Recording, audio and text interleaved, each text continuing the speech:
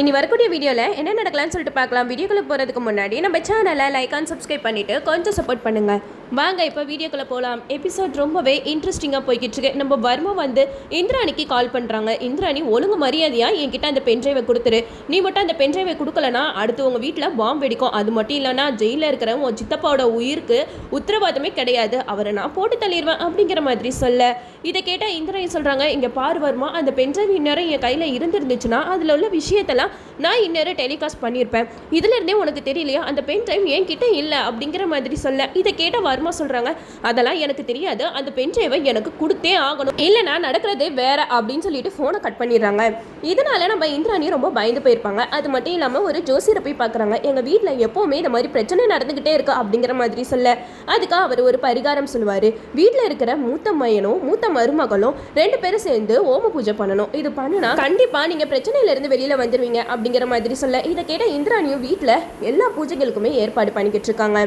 அப்போது நம்ம இந்திராணி வந்து ரித்திகா ஐலி 2 பேருக்குமே ரெட் கலர் புடவை தான் எடுத்து கொடுக்குறாங்க. ஏன்னா பூஜையில் ரெட் கலர் புடவை தான் கட்டிட்டு உட்காரணும், அதனால அந்த புடவையை ஐலிக்கு ஒன்றும் ரித்திகாக்கு ஒன்றும் கொடுக்குறாங்க. அப்போ நம்ம இந்திராணி வந்து ஐலி கிட்ட சொல்லுவாங்க, ஐலி சீக்கிரமாக பூஜைக்கு ரெடியாகி வந்துரு, ரித்திகா ஒன்றையும் தான் சொல்கிறேன் அப்படிங்கிற மாதிரி சொல்ல, இது கேட்ட செல்வராணி சொல்கிறாங்க, அப்போ பூஜையில் ஐலி சிவா 2 பேரும் உட்கார போகிறாங்களா அப்படிங்கிற மாதிரி கேட்க, அதுக்கு இந்திராணி சொல்கிறாங்க, ஆமா சித்தி, அவங்களும் புதுசாக கல்யாணம் ஆன ஜோடி தானே, அவங்களும் இந்த பூஜையில் கலந்துக்கிட்டா நம்ம குடும்பத்துக்கு நல்லது தானே அப்படிங்கிற மாதிரி சொல்ல, இதை கேட்ட செல்வராணியும் சரி சரி அப்படிங்கிற மாதிரி சொல்லிடுறாங்க.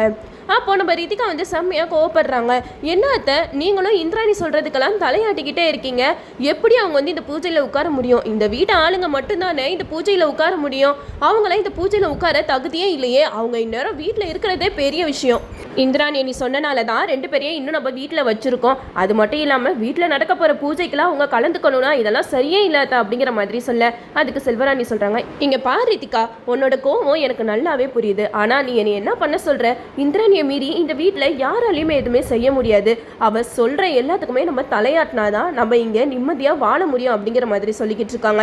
அப்போ ரித்திகா சொல்கிறாங்க, போங்க அத்தை நீங்களும் அவளுக்கு சப்போர்ட் பண்ணி தான் பேசுகிறீங்களே, இங்கே என்னன்னா ஐலிக்கு சப்போர்ட்டாக அந்த இந்திராணி அணி இருக்காங்க, எங்கள் வீட்டில் பாட்டி எப்பயுமே இந்த ஐலிக்கு சப்போர்ட்டாக யாராவது ஒருத்தவங்க இருந்துக்கிட்டே இருக்காங்க, இந்த ஐலினால என்னால் எதுவுமே செய்யவே முடிய மாட்டேங்குதே அப்படிங்கிற மாதிரி நம்ம ரித்திகா வந்து செல்வராணி கிட்ட சொல்லிக்கிட்டு இருக்காங்க. அதுக்கு செல்வராணி ஒரு ஐடியா சொல்கிறாங்க, இங்கே பாரு ரித்திகா, இந்த பூஜையில் ரெட் கலர் புடவையை உடுத்திட்டு தானே பூஜையிலே உட்காரணும், நம்ம இந்திராணி அயலிக்கு எடுத்து கொடுத்த புடவையை எரிச்சிட்டா அவள் எப்படி அந்த ரெட் கலர் புடவையை கட்டிட்டு உட்காருவா, அந்த புடவை இல்லாத காரணத்தினால பூஜையை உன்னே தானே செய்ய சொல்லுவாங்க அப்படிங்கிற மாதிரி சொல்ல, இதை கேட்டால் ரித்திகா சொல்கிறாங்க, ஆமாத்த நீங்கள் சொல்கிறதும் சூப்பர் ஐடியா தான், வாங்க எப்படியாவது அந்த புடவையை எடுத்துகிட்டு போயிட்டு நம்ம எரிச்சிருவோம் அப்படின்னு சொல்லிட்டு ஐலியோட ரூமுக்கு வராங்க.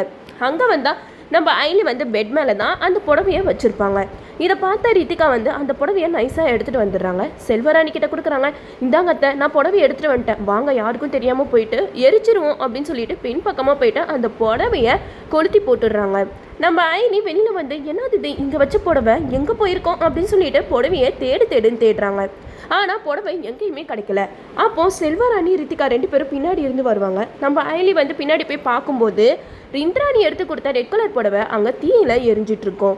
இதை பார்த்ததுமே ஐலி செம்மையாக டென்ஷன் ஆயிடுவாங்க. கண்டிப்பாக இது இந்த வீட்டாளுங்களோட வேலையாக தான் இருக்கும், யாரோ ஒருத்தவங்க நான் இந்த பூஜையில் கலந்துக்க கூடாது அப்படின்னு சொல்லிட்டு தான் இந்த மாதிரியெல்லாம் பண்ணியிருக்காங்க அப்படின்னு சொல்லிட்டு நம்ம ஐலி வந்து அப்படியே சேடாக ரூம்குள்ளே வந்துடுவாங்க. அப்போ இந்திராணி வந்து ஐலி கிட்ட கேட்பாங்க, என்ன ஐலி இன்னும் நீ பூஜைக்கு ரெடி ஆகலையா, சீக்கிரம் ரெடி ஆகிட்டு வா அப்படிங்கிற மாதிரி சொல்ல, அதுக்கு ஐலி சொல்லுவாங்க, அண்ணி நீங்கள் எடுத்து கொடுத்த புடவையை யாரோ எரிச்சிட்டாங்க அப்படிங்கிற மாதிரி சொல்ல, இதை கேட்ட இந்திராணி வந்து பயங்கரமாக டென்ஷன் ஆகுறாங்க. அதுக்கு ஐலி சொல்கிறாங்க, இங்கே பாருங்க நீ இது டென்ஷன் ஆகுற நேரம் கிடையாது, இந்த வீட்டாளுங்க யாரோ தான் நான் பூஜையில் உட்கார்றது பிடிக்காம இந்த மாதிரி பண்ணிட்டாங்க, தேவையில்லாமல் நல்ல நாள் அதுமா பிரச்சனை பண்ண வேணாம் அப்படின்னு சொல்லிட்டு நம்ம ஐலி சொல்ல, இதை கேட்டால் இந்திராணி சொல்கிறாங்க, சரி ஐலி வெயிட் பண்ணு, என்கிட்ட ஒரு ரெட் கலர் புடவை இருக்குது அதை நான் உனக்கு தரேன், அதை கட்டிட்டு நீ பூஜையில் உட்காரு அப்படிங்கிற மாதிரி சொல்லிடுறாங்க. அப்போது நம்ம ஐலியும் அந்த ரெட் கலர் புடவையை கட்டிடுறாங்க. இந்த சைடு நம்ம ரித்திகா கபிலன் 2 பேரையுமே செல்வராணி அவசர அவசரமாக கூட்டிகிட்டு வந்து அந்த பூஜையில் உட்கார வைக்கிறாங்க. சாமி பூஜைக்கானவங்க வந்துட்டாங்க, நீங்கள் சீக்கிரமாக பூஜையை ஏற்பாடு பண்ணுங்க அப்படிங்கிற மாதிரி சொல்ல, அதுக்கு அந்த சாமி சொல்கிறாங்க, இவங்க 2 பேரும் தான் மூத்த மருமகளா, சரி அப்போ பூஜையை ஆரம்பிச்சிருவோம் அப்படின்னு சொல்லிட்டு கையில் விளக்கு ஏற்றுறதுக்கு கொடுக்குறாங்க. ரித்திகா வந்து தீப்பெட்டியை பற்றி வைக்கிறாங்க, ஆனால் அதில் நெருப்பு பத்தவே இல்லை. இதை பார்த்ததுமே அந்த ஐயர் வந்து சொல்கிறாங்க, என்னது இது, இந்த தீ வந்து பத்தாமல் இருக்கக்கூடாது, ஓம பூஜையில் ஓமத்துக்கான தீபம் இப்படி எரியாமல் இருந்தால் அது அபசகனம் மாதிரியாச்சே அப்படிங்கிற மாதிரி சொல்ல இதை கேட்ட செல்வராணிக்கு ஒன்றுமே புரியல. அதெல்லாம் ஒன்றும் இல்லை கபிலன், நீ நல்லா எண்ணெய் ஊற்றுனியா, நல்லா நிறைய எண்ணெய் ஊற்று அப்படிங்கிற மாதிரி சொல்ல இதை கேட்ட கபிலன் சொல்கிறாங்க, அம்மா நான் நிறைய எண்ணெய் தாம்மா ஊற்றினேன், ஆனால் ஏன் எரிய மாட்டேங்குதுன்னு தெரியல அப்படின்னு சொல்லிட்டு ரெண்டு பேருமே பற்ற வச்சுக்கிட்டே இருக்காங்க. ஆனால் அந்த தீபம் வந்து எரியிற மாதிரியே தெரியல. அப்போ தான் நம்ம இந்திராணி வந்து செல்வராணி கிட்ட சொல்கிறாங்க, இருங்கத்த நான் ஒரு வேலை பண்ணுறேன் அப்படின்னு சொல்லிட்டு ஐலி சிவா ரெண்டு பேரையுமே கூப்பிட்றாங்க. இவங்களும் இந்த வீட்டு ஆளுங்க தான், இவங்களுக்கும் இப்போ தான் புதுசாக கல்யாணம் ஆயிருக்கு அப்படின்னு சொல்லிட்டு ரெண்டு பேரையும் உட்கார வைக்கிறாங்க. அப்போது நம்ம இந்திராணி வந்து சிவா கிட்ட சொல்கிறாங்க, சிவா ஐலி ரெண்டு பேருமே தீபத்தை ஏற்றுங்க அப்படிங்கிற மாதிரி சொல்ல நம்ம ஐலி பற்ற வச்சோன்னே அந்த தீபம் எரிய ஆரம்பிச்சிருது. தீபம் எரியறதை பார்த்து ரித்திகா கபிலன் ரெண்டு பேருமே செம்ம டென்ஷன் ஆகுறாங்க. அது மட்டும் இல்லாமல் செல்வராணிக்கு இப்போ தான் ஒரு விஷயம் புரியுது. ஆல்ரெடி சிவா தான் உதய பெருமாளோட மூத்த பையன் அப்படின்ட்டு சொல்லிட்டு இருந்தான். ஒருவேளை அது உண்மையாக இருக்குமா, அதனால தான் இந்த தீபம் எரியுதா அப்படின்னு சொல்லிட்டு எல்லாத்துக்குமே ஒரு வித குழப்பம். இந்த சைடு நம்ம இந்திராணி வந்து அந்த தீபம் எரியதை பார்த்து ரொம்பவே சந்தோஷப்படுறாங்க. இப்போ நீங்கள் பூஜையை ஸ்டார்ட் பண்ணுங்க அப்படிங்கிற மாதிரி சொல்கிறாங்க. அப்போ அந்த பூஜையில் எந்த ஒரு கலாட்டாவும் பண்ணக்கூடாது சொல்லிட்டு செல்வராணியும் அமைதியாக இருந்துறாங்க. பூஜையும் நல்லபடியாக முடிஞ்சிருது. நம்ம கபிலன் வந்து செம்மையாக டென்ஷன் ஆகி அங்கே இருந்து எந்திச்சு போயிடுறாங்க. அப்போ நம்ம இந்திராணி போயிட்டு கபிலன் கிட்ட கேட்குறாங்க, எதுக்கு கபிலா பூஜையிலேருந்து எந்திரிச்சு வந்து அப்படிங்கிற மாதிரி கேட்க அதுக்கு கபிலன் சொல்கிறாங்க, அதான் செய்ய வேண்டியவங்க செஞ்சுட்டு இருக்காங்களே, அப்புறம் நான் எதுக்கு அந்த இடத்துல அப்படிங்கிற மாதிரி சொல்ல அதுக்கு இந்திராணி சொல்கிறாங்க, இங்கே பாரு கபிலா, இந்த பூஜை பண்ணுறது எதுக்காக தெரியுமா, சித்தப்பா ஜெயிலிருந்து வெளியில் வரணும், எந்த ஒரு ஆபத்தும் அவருக்கு வரக்கூடாதுன்னு சொல்லி தான் நான் இந்த மாதிரிலாம் பண்ணிக்கிட்டு இருக்கேன். ஓம பூஜையில் உங்கள் கையால் அந்த தீபம் எரியலை, அதனால தான் நான் ஐலி சிவா அவங்க கையால் ஏதாவது பண்ணி பார்ப்போம்னு சொல்லிட்டு பண்ணேன். ஆனால் அது சக்ஸஸ்ஃபுல்லாக முடிஞ்சிருச்சு. இதில் என்ன தப்பு இருக்குது, அவங்களும் நம்ம வீட்டு ஆளுங்க தானே அப்படிங்கிற மாதிரி சொல்ல அதுக்கு கபிலன் சொல்கிறாங்க, அவங்களுக்கு நீங்கள் இப்படியே இடம் கொடுத்துக்கிட்டே இருங்கக்கா, கடைசியில் அவங்க நம்மள நாமம் போட்டு தான் போறாங்க அப்படிங்கிற மாதிரி சொல்லிக்கிட்டு இருக்க அதுக்கு இந்திராணி சொல்றாங்க, கபிலா கொஞ்ச நேரம் அமைதியா இருக்கியா, ஐலி சிவாவை பத்தி தப்பா பேசினா அவ்வளவுதான், உங்க அப்பா ஜெயிலில் என்ன நிலைமையில இருக்காருன்னு தெரியுமா, அவருக்கு வர ஆபத்துல இருந்தெல்லாம் இந்த ஐலி சிவா ரெண்டு பேரும் தான் போய் காப்பாத்திக்கிட்டு இருக்காங்க, அது உங்க வீட்டில் இருக்கிற யாருக்காவது தெரியுமா அப்படின்னு சொல்லிட்டு இந்திராணி வந்து பயங்கரமா சத்தம் போட்டுட்டு இருக்காங்க. அதுக்கு கபிலன் சொல்றாங்க, ஏன்க்கா எனக்கு வருத்தம் இல்லையா, அப்பா ஜெயிலில் இருக்கிறத நினைச்சு எனக்கு நைட் எல்லாம் தூக்க வர மாட்டேங்குது தெரியுமா அப்படிங்கிற மாதிரி சொல்ல இதை கேட்ட இந்திராணி சொல்றாங்க, இங்க பாரு கபிலா, இப்ப இது கோவப்படுற நேரம் கிடையாது, அப்பா நல்லபடியா வெளியில் வரணும்னு சொல்லிட்டு தான் நானே இந்த பூஜைக்கு ஏற்பாடு பண்ணேன், இந்த பூஜை யார் பண்ணா என்ன, நல்லபடியாக முடிஞ்சதில்லை, அது வரைக்கும் நீங்கள்லாம் சந்தோஷப்பட்டுக்கோங்க அப்படிங்கிற மாதிரி நம்ம இந்திராணி சொல்லிட்டு போயிடுறாங்க.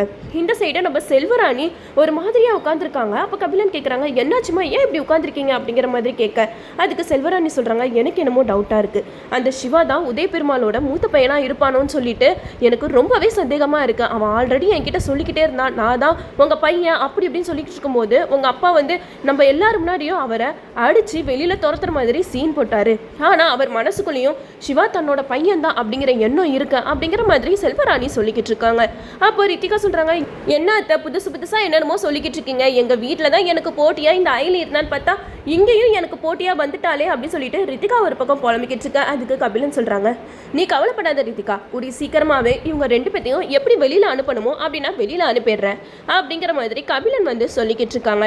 இந்த சைடு நம்ம உதய பெருமாள் ஜெயிலில் இருந்துட்டு சிவா ஐலி ரெண்டு பேரும் பண்ணதை தான் அவர் யோசிச்சுக்கிட்டே இருக்காரு. சிவாவை தன்னோட பையனா எல்லாரும் முன்னாடியும் அறிவிக்கிறதா நம்ம உதய பெருமாள் முடிவு பண்ணிட்டாருன்னே சொல்லலாம்.